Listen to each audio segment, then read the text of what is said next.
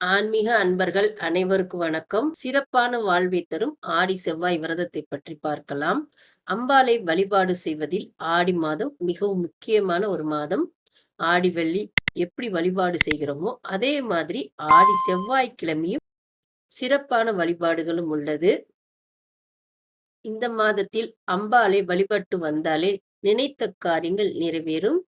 ஆடி வெள்ளி வழிபாடு போலவே ஆடி செவ்வாய்க்கிழையும் சில சிறப்புகள் கொண்டுள்ளது.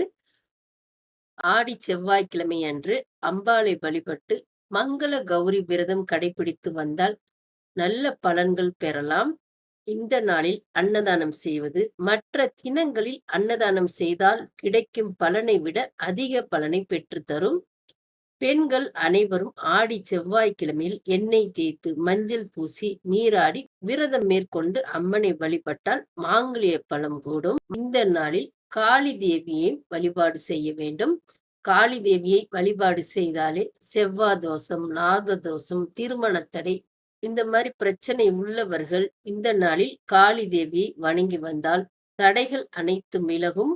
காளி தேவி அல்லது துர்க்கை அம்மனுக்கு ராகு கால நேரத்தில் 2 நெய் விளக்கு ஏற்றி நெய்வேத்தியமாக எலும்புச்சம்பழம் சாதம் அம்மனுக்கு பிரசாதம் வைத்து வெற்றிலை பாக்கு தாம்பூலம் வைத்து அம்மனுக்கான ஸ்லோகங்கள் பாடல்கள் பாடி ராகு கால நேரத்தில் வழிபட்டால் அனைத்து தோஷங்களும் நீங்குவதோடு மன நிம்மதி கிடைக்கும்.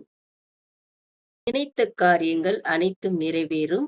இந்த நாள்ல ஔவையாருக்கும் பெண்கள் விரதம் இருந்து ஔவையார் வழிபாடு செய்வது வழக்கம்.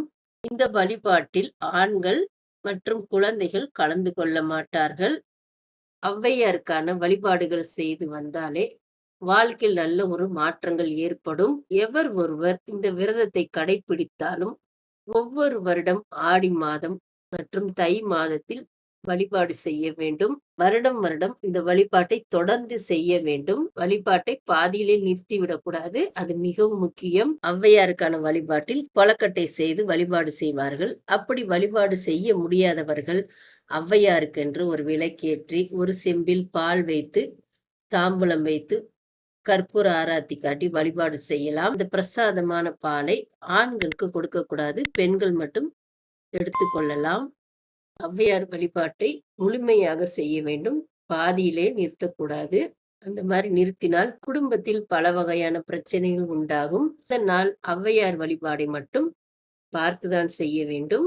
ஆடி செவ்வாய்க்கிழமை அன்று அம்மனுக்கு விரதம் இருந்து வழிபாடு செய்யக்கூடியவர்கள் மாலை நேரத்தில் வீட்டு குலதெய்வத்திற்கு விளக்கேற்றி சர்க்கரை பொங்கல் வைக்கலாம், பிடி கொலக்கட்டை வைக்கலாம், பானக்கம், நீர்மோர், முக்கியமாக துள்ளு மாவு வைத்து அதில் வேப்பிலை உருவி போட்டு அம்மனுக்கு படைக்க வேண்டும்.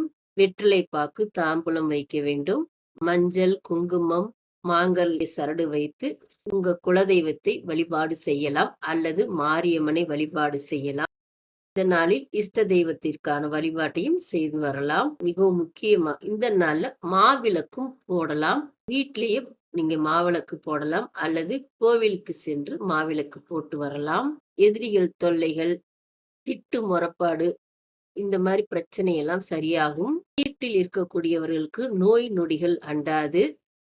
உங்கள் வீட்டில் வேப்ப மரம் இருந்தாலும் அல்லது கோவிலில் இருக்கக்கூடிய வேப்ப மரத்திற்கு ஒரு செம்பு அல்லது உங்களால் முடிந்தால் ஒரு குடத்தில் சுத்தமான தண்ணீரில் மஞ்சத்தூள் போட்டு வேப்பிலை உருவி அந்த மரத்தை 3 முறை சுற்றிவிட்டு அந்த மரத்துக்கு கீழே அந்த தண்ணியை ஊத்தி விட்டு வரலாம்.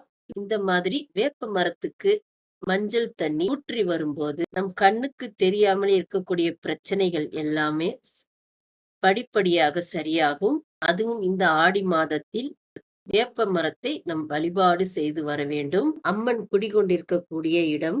அதனால் இந்த ஆடி மாதம் வெள்ளிக்கிழமை, செவ்வாய்க்கிழமை, ஞாயிற்றுக்கிழமைகளில் வேப்ப மரத்திற்கு இந்த மாதிரி ஒரு வழிபாடை செய்து வரலாம். ஆடி செவ்வாய்க்கிழமை அன்று முருகனை வழிபாடு செய்ய வேண்டும். முருகனுக்குரிய மந்திரங்கள் சொல்லி கந்த சஷ்டி கவசம் படித்து நைவேத்தியமாக பாலும் பழம் வைத்து வழிபாடு செய்து வந்தால் பூமி சம்பந்தமான பிரச்சனைகள் தீரும். ஆடி செவ்வாய்க்கிழமை அன்று அம்மனையும் முருகப்பெருமானையும் காளி தேவி, துர்க்கையும் வழிபாடு செய்து வந்தால் வாழ்க்கை வளமாகும். அனைவரும் நம்ம ஆன்மீக டிவைன் சேனல மறக்காம சப்ஸ்கிரைப் பண்ண மறந்துறாதீங்க. அனைவருக்கும் நன்றி, வணக்கம்.